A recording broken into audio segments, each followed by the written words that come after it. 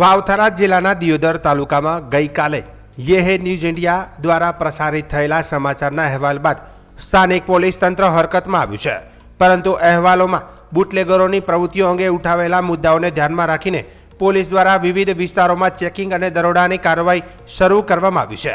પરંતુ પોલીસે છેલ્લા 12 કલાક કેટલાક સ્થળોએ દારૂ સાથે સંકળાયેલા કેસોમાં કાર્યવાહી કરવામાં આવી છે અને કેટલાક લોકોને પણ પીધેલી હાલતમાં મળી આવતા તેમના સામે પણ કાર્યવાહી કરવામાં આવી છે.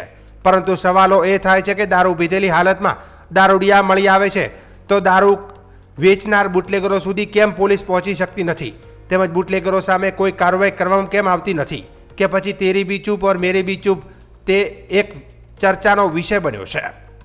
દિયોદર પોલીસે જાહેરમાં કાયદો વ્યવસ્થા જાળવવા માટે પેટ્રોલિંગ પણ વધારવામાં આવ્યું છે, પરંતુ સ્થાનિક સ્તરે અલગ જ ચિત્ર સામે આવી રહ્યું છે. લોકોમાં ચર્ચા છે કે પોલીસની કાર્યવાહી મોટા ભાગે દારૂ પીતા લોકો સુધી મર્યાદિત રહી છે, જ્યારે મુખ્ય બુટલેગરો હજુ સુધી પોલીસની પકડ બહાર છે. તો કેટલાક લોકોએ પોલીસ ફરિયાદના ડરથી નામ ન જાહેર કરવાની શરતે જણાવ્યું કે કાર્યવાહી દેખાડા માટે જ છે, મોટા બુટલેગરો સુધી પોલીસ પહોંચતી જ નથી.